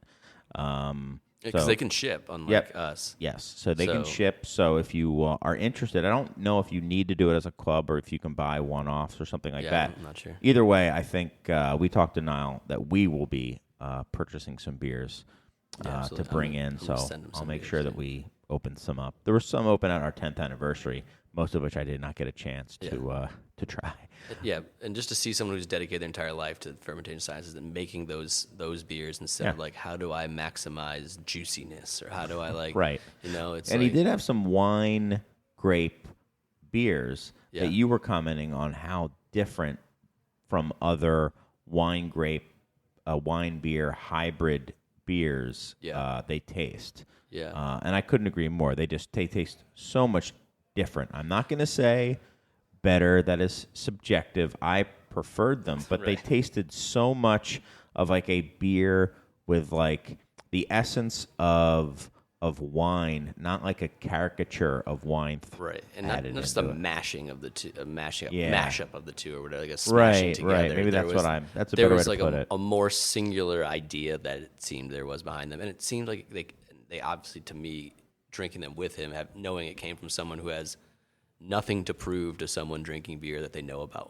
Like, he doesn't have to prove anything to like a beer consumer that he knows about wine, or that like, here's some wine flavor, drink it up. It's like he just like knows he knows the grapes he got, he knows the beer he made, he knows how to then turn that into a more wholly unique unto itself product, which I haven't had every wine beer hybrid, but more often than not, they just kind of seem like mushed together rather than this kind of cohesive thing that he was going to. He had also made a graph, which is like part apple cider. That was the best graph I've ever had. Not that there's a million graphs out there, but You said it as soon as you tasted it. yeah. Yeah, his fruited beers were exceptional. Yeah. And they weren't they weren't the sour fruited beers and that you get, and they weren't the over fruited sour beers that you get, and they also weren't the like the fruited wheat ales, like the old style, like brew pub Right, like style. sweet, like Yeah, like Strawberry Magic number 9 or Magic Hat number 9 or whatever it was called. Like not in that vein either. no. Just very delicate, very evocative of the fruit. But not over your head, but not smashing you on the head. If it was a delicate beer, it had delicate fruit character to it as well. Right. Very cool stuff. Very fun to drink. Yeah. But special occasion beers. For sure. Unless you have the means, and then shoot, man, pop them and drink them. Well, also just drink them while they're good was one thing we were talking about, where like people are almost too precious with them because they might be a little bit more elevated price point, but they're still beers, they're not wines, so you got to drink them while they're good. So if you do end up subscribing, drink them. Yeah. Don't. Yeah, I mean, drink them like you would drink a bottle of wine that you bought at the liquor store. It's Vino Verde. This isn't Burgundy. Right. So you would just buy it and go for it. Yeah. And what? Now I'm self-conscious about saying that it's Vino Verde, not Burgundy, knowing that Niall's going to listen to this and know I know nothing about wine. So that's probably wrong. No, I mean, I think that was more of a how quickly should you drink it than like these. Right. I mean, you could have said like a village, a specific village in Burgundy, so then you would know like Gevrey Chambertin. It's not a Gevrey Chambertin; it's a Vino Verde. I thought that's what I did say. Did not? You didn't. You did, but I'm going to edit it back okay, so you sound like an idiot. Serge, cut this in. Yeah. So then we paper bagged a Pliny and another Russian River, like a Pils or a experimental IPA or something like that. Some experimental, like double IPA. No, it wasn't. It was the regular. Hanabi. Oh, yeah. It was a Hanabi lager from the such Screaming dickheads. Eagle guy and a Pliny. And As we were going to walk to a dive bar that was not far away. Not far away. So we paper bagged it, walked along the train track, which is like two scumbags. Yeah, it was like the Napa wine train, like one of those things. So we walked there, and I'm like, we've been walking for a while. How far is it? And it still says we're 40 minutes away or 20 minutes away or whatever. And I had a feeling, and then you were like, we're walking in the wrong direction. So I was like, all right, let's just go back to the motel. And I think that the bar was like 3 or 4 blocks from our motel. Yeah. By the time we got back to the motel, we're like, why are we even going to this? Like, yeah. We had like leftover bottles of wine and all this beer. Then we were leaving like the next day. So we're like, why are we going to a bar right now? Yeah, that's true. Yeah, we had already eaten. We had gorged ourselves on homemade charcuterie plate and that was and wine, pretty great. Beer, and then we just got in a hot tub and things got weird. Yeah, but that's for the as you can imagine. OnlyFans. Yeah. Not the Patreon. There's another new brand extension of the podcast. Yes. Which is, I'll just say one thing. Neither of us had brought bathing suits. No. But that didn't stop us from being in the hot tub until 11 o'clock at night or anything like that. No. It wasn't like a room heart-shaped one. It was a public out. Well, it wasn't public. It was for the patrons of the hotel. Right. If you want to see 2 grown men in their skivvies drinking Chardonnay in a hot tub, talking about I don't remember what. Doesn't matter what. Link in bio, Yeah, exactly. Yeah, and then we got up the next day and essentially went home. Yeah, we. I was ready. Shout out I was to ready to go home. Model Bakery, by the way. Yes. Great breakfast sandwiches if you're up there. Yes, that's true. Oprah's favorite English muffins, and you know what? Once in a while, blind horse finds water. So they were fantastic they were very English good. muffin breakfast. They were. We did it 2 days in a row. Yeah, they were exceptionally good. and I tried the biscuit sandwich the second day, which to be honest was fine, but the English muffin was where it was. It's like I'm not gonna be here again. This was such a good sandwich. I don't care. I just don't trust Oprah, so Got it. Yeah. But we tried to go to Anchor. Yes. We put it in the Google Maps on our way back because we were flying out of SFO. Said it was opening at noon. Wasn't. I erroneously put the brewery instead of the tap room or something, or they changed their hours and it didn't open till 4, and we were flying out at 3. They were too busy canceling Anchor Christmas. Right. We'll get to that maybe next week. Yeah, that's for a future pod, I think. Yeah. And canceling every other state, I guess. But yeah, we were just walking around the brewery for like 5-10 minutes trying to figure out where to go. Closed. Then just like, all right, I guess we're going to get to the airport a couple hours early. A couple hours Well, we early. did just kind of drive around hills in San Francisco for about 10 minutes, being like, what should we do? And we're like, I don't know. Like, We're just going to go home. All right, go. It's to the it's airport. Monday at 1 o'clock. Yeah. What degenerate activity that we enjoy will actually be open right now, even, And worth even it. in San Francisco. Yeah. So we just went to the hotel, to the airport. Yeah. Went back to the hot tub. I drove back up to Napa, broke into the hot tub, midday. Yeah. Yeah, flew home. Flew home, and that was our California trip. What a time. What a time! So we got to go to Firestone Walker. That was a bucket list fest for me. Yeah. Very, very excited. Glad I did it. It was awesome, and it was fun to. Again, it was super cool to get to talk to the Omni guys and just drink some of those beers. I mean, now I know. Oh, one thing that we did not talk about. I don't think. Oh no, we did. Did we talk about how in the field recordings we went to Wild Fields? Oh, yeah, we did. We did. I'm pretty Okay. sure we did. Okay, good. 'Cause Right? we went there. We went to the Chuck E. Cheese place. I think we did. Yeah, because I'm pretty sure we did.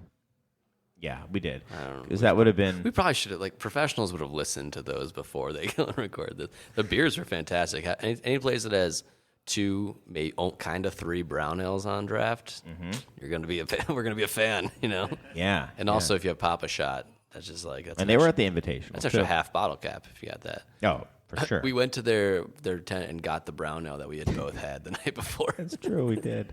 Yeah, we're idiots, but you know Oh well. we live our life the way we want to. Yep. We grip it and we rip it. That's right. Full send. Yeah. So yeah, good times, and I think that's about it, right? I think we're at a good mark now. You guys have any questions about anything else we did or anything else we didn't cover from the fest? Shoot us an email or a handwritten letter is always good. If anyone saw me there, I was the guy in the best T-shirt at the fest. That's true. I think we all agreed. We gave you the best T-shirt at the fest. Yep. The Method Dust shirt. Method Dust. Best hat though. We talked about this already, right? I don't know if we talked about the best hat. What was the best hat, Chris? Thials. Yeah, just says Thials on it. Thials. There was a guy wearing a hat that just said Thials, and there was a dude wearing a shirt that just said Sabro. And we wanted to make that an outfit. I don't know. That shirt was too coconutty for me for it to like just have Sabro alone on it. So Yeah. So have a Sabro shirt, Thials hat. It was a corduroy. I think it was a corduroy hat that just said yeah, it was like a 5 Thials in like Helvetica. It's like such a Awesome hat. It's like it was so sincere though, but it was also like It was a little bit. I don't know. Humble braggy isn't the right word, but it was a little bit like I don't know. navel gazy. I don't know. Yeah, what the maybe. right word is. I don't know. You guys know what it is. There's a whole panel about thiols. Yes. Yeah, we that saw actually- Laura from Omega. It was a cool panel. It's just something that I'm not personally into, and it made me not want to go to a brewery that I wanted to go to before we saw it. Oh, that's true. That's a shame. We won't say which one, but it was like very much just like, Yeah. damn, I don't even like just the way they were describing the thing and all the stuff that I don't particularly care for about where that's at right now. It's like, oh yeah, we're not gonna go over there. Come on. But Well, we would have had to wait in line too. true. I was like, I'm not gonna wait in line for that now. Yeah, that's true. Unlike Dust. Dust, yeah. Or Okay. a garage project. Now I think we really should Would- leave it, but thank you. Do you think, What? Hon, do you, Yeah, no. just going back to the places that had like the biggest lines, Do you think every brewery in the country is messing up by not putting project in their name? Because the two biggest ones were Garage Project and Side Project. So is-was is now is-was Project. Project is-was. No, is-was Project. The is-was Project. Yeah. Okay. So, no, not just is-was Project. Is-was Project. Yeah, it's drop the is always the way you do it. Is-was Project, Garage So Project. you guys can line up whenever you want, because we're is-was Project now. You heard it here first, guys. Matt hit me up for next year's Invitational. You got my email, and you also have a box of beer that you never told me you got or tasted or anything. But you know that's not. Maybe you never You're got a busy to guy. him. You're a busy guy. Probably never got to him. Probably drank by all his underlings. That's right. They wanted it so bad. Yeah. I should have probably put more than just Beer Dad on the box. Beer Dad, Beer Paso Daddy. Robles, and sent it out. But that's my fault. I would say that is your fault. Yeah. Man, Anyway. it's short recording in the studio. In studio, what's the name of this one? The Fox Room? Fox Room? Fox Room. Studio Fox Room. The Den. The Den. But thanks to Serge for coming back and fading. It's nice to have that. His fingers look at that. ready He's for us so to ready shut to up. fade, right? And his fingers are on it. And a lot of times when we say this stuff, I'm joking. I shouldn't let you in. I should keep the kayfabe going. But his fingers are legitimately ready to hit us out at any moment. So I think we should go right now. Bye. Remember this is what we wanted. Remember this is what we said. To never be heard or seen from again. Remember this is what we wanted. Remember this is what we said. To never be heard or seen from again. Remember this is what we wanted. Remember this is what we said. To never be heard or seen from again.